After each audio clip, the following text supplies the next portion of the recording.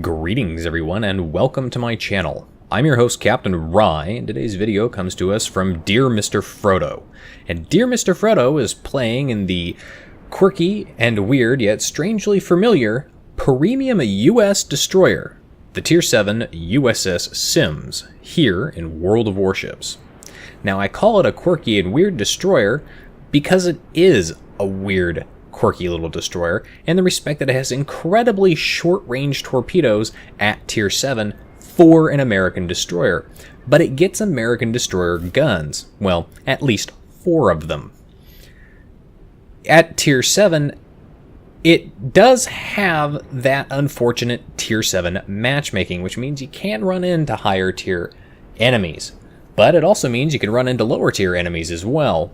And this ship does really do reasonably well when dealing with lower tier enemies. It's also a quirky ship in the respect that as a premium, you have 2 different torpedo choice options. This was part of the buffs to this ship that was given because so many people complained. Your options are reasonably quick, 4.5, I believe 4.5 kilometer short range torpedoes that are really only good if you can manage to get this ship into an ambush position and deal with your enemies that way. Or you can go with the very slow, long-range 9-kilometer torpedoes and use the stealth concealment of this boat. But you gotta remember that these torpedoes are very, very slow, so actually aiming them at anything usually doesn't result in a hit, because enemy ships tend to like to change maneuver. Even oblivious battleship players will eventually turn by the time your torpedoes actually reach them. However, you can use them perfectly in situations like this here on the estuary map, where there's a lot of channels, and a lot of channels between little islands that you can just basically create an area of denial with these torpedoes, because they do have a reasonably quick reload and you get 10 of them. They also do a reasonable amount of damage, but not the best. Now the Sims, for those who are unaware, is basically the only premium ship from the triple threat pre-order packages that you could buy. And by pre-order, I mean these ships were released way back when in the closed beta, and you could buy your way into the closed beta by buying one of these 3 ships. That's the Sims, the Yubari, and the Gremieszki. Of course, the Yubari rarely ever goes on sale, occasionally given out for things like YouTube presenters and rewards at conventions, but rarely on sale. And the Gremieszki, which is considered so OP that they won't sell it again, which is kind of a shame because it's definitely not OP. Not anymore, anyway. It's still pretty powerful, but not as OP as it was. Now the Sims, however, has been consistently available since they allowed these ships to be sold. And as you can see, Dear Mr. Frodo has taken a big hit from a British battleship. That's the British battleship HE doing its job.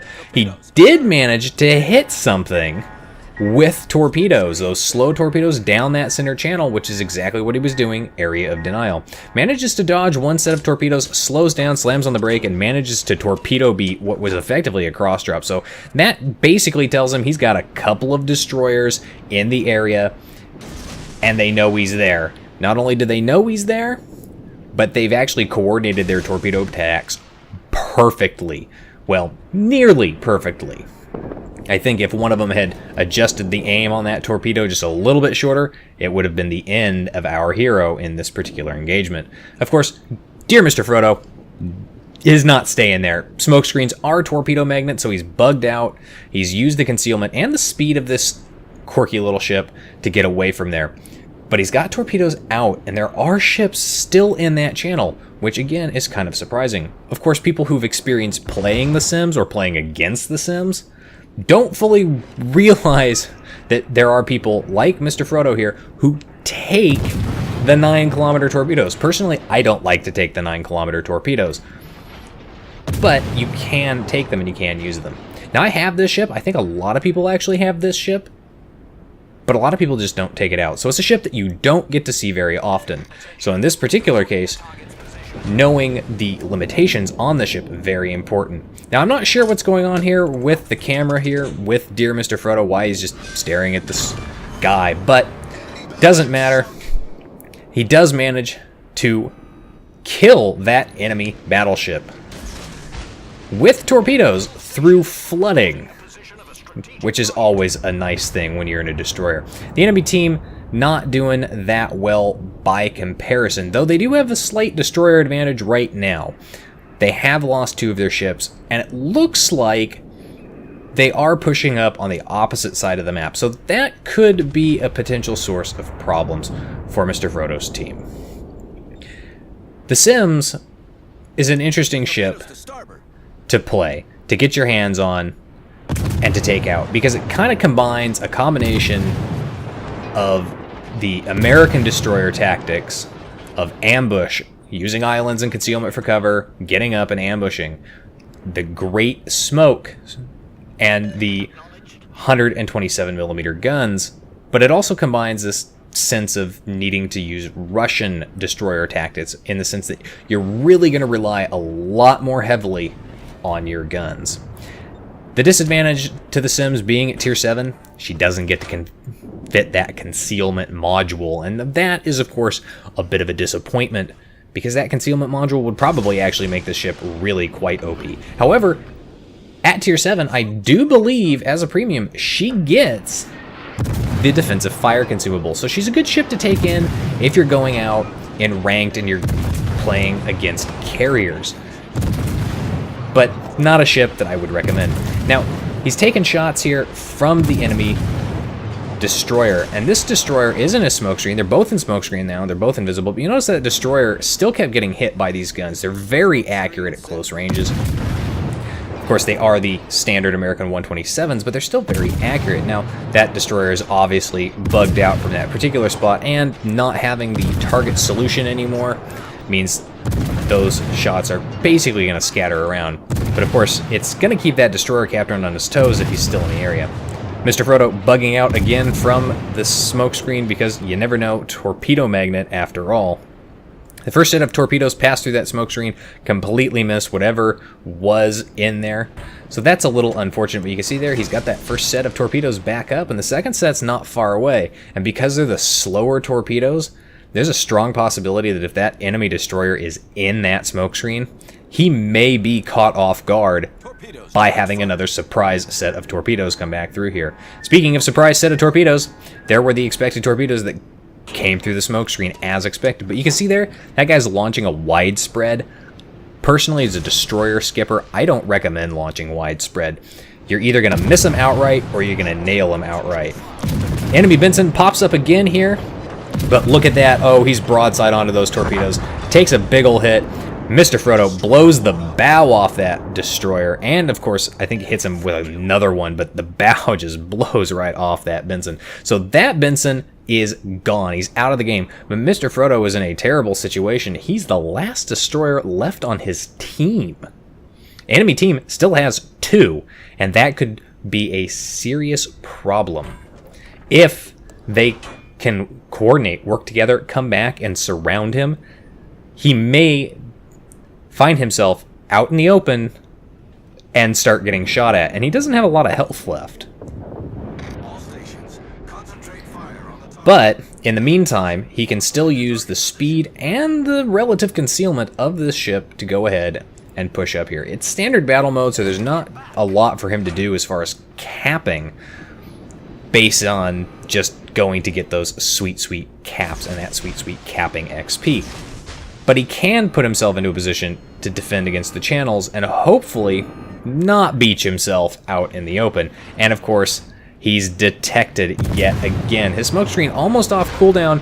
The ship that's detecting him, actually, a Kutuzov. Oh, that could be very dangerous. Kutuzovs do love shooting at destroyers. Not only do they love shooting at destroyers, they love wrecking destroyers. But this Kutuzov captain manages to mostly miss, which is kind of surprising. Now, of course, he is maneuvering hard, but he's kind of at a position where now he's got to deal with an island. And most of his shots are being blocked by that island. Mr. Frodo gets himself that island between him and the Kutuzov, and he's going to come up here and he's going to start taking shots out at this destroyer. If you're playing an American destroyer, a Sims, or everything else, honestly, I don't rarely recommend taking shots at this kind of range, because look at the rainbow arc there. He's got at least 3 full salvos out before the first one lands. And at extreme ranges, you can end up with 4 full salvos before that first one lands.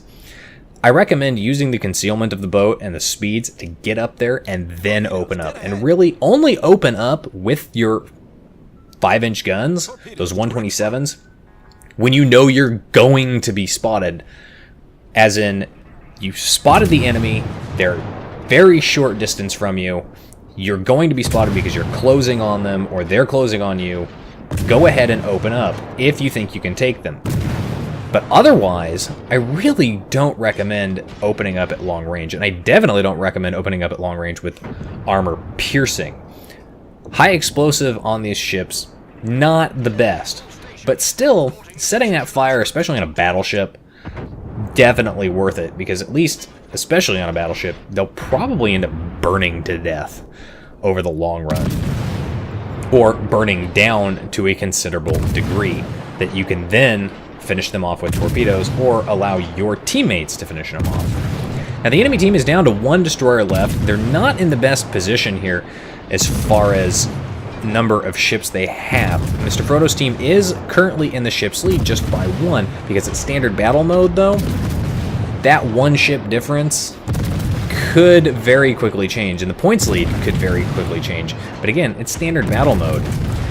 And since nobody has stepped on the enemy cap, and nobody stepped on their cap, those points difference pretty much are just the difference between losing 1 ship. Mr. Frodo's not got a lot of health left, but he's also keeping his distance at this point. So he's raining high explosive shells there, and you can see how far out those shells are. He switched over to armor piercing. Again, not something I really recommend. You kind of really want to try and land those high explosive shots and set fires, because the fires are going to do a lot of damage. But the armor piercing does manage to penetrate a module there, the upper deck, the con tower, and does manage to kill the enemy ship. That's actually kind of a lucky shot in my opinion. I never have that kind of luck, but then again, RNGesus hates me. However, I have seen some pretty ridiculous shots made with the 127mm guns. I do believe there was a screenshot posted to Reddit a long time ago that showed a Benson landing 1 high explosive shot below the waterline and managing to detonate a North Carolina. Because RNGesus. So you can get ridiculous shots thanks to the game mechanics. And the armor piercing, I suppose, plunging fire like that, coming straight in on the top with the deck, on something like the French baguette there, probably would do reasonably well. Now, Mr. Frodo has got that defensive fire consumable up. He's taken out the enemy aircraft wired away. Doesn't really get to display its full capabilities here. And the Sims does have good anti-aircraft for a tier 7 destroyer. Basically, it loses one of its main battery turrets, similar to how the Benson loses one of its turrets if you upgrade to the Sea Hall and opt to go for the defensive fire consumable. If you opt to go for the defensive fire consumable, you lose that turret. You gain extra anti-aircraft in the form of, I think, 40mm Bofors. And the 40mm Bofors with the defensive fire, great way to panic enemy CV aircraft coming in to attack you or to attack an ally, especially if they don't see you. Especially if you're invisible to them at the time they come over, set up for that attack run, and then all of a sudden, surprise! You've popped that consumable. Personally, I don't like to take this consumable. I prefer to have that speed boost, especially because that means I can get the hell out of Dodge ASAP. Like in a situation like this, having that speed boost consumable would be fantastic because I could get away from that location. Now, Mr. Frodo, he's not going to stand and fight. Even though his torpedoes aren't long from being available again, sitting around that smokescreen after being detected would not be beneficial. And he's got friendly ships coming in there, and they're going to use that smoke screen, and they should probably be being detected by now by proximity based on how close that ship was. And of course, it's an Alabama. That thing's got torpedo belt and or torpedo bulge like nobody's business. I mean, have you seen the bulge on that ship? It's ridiculous.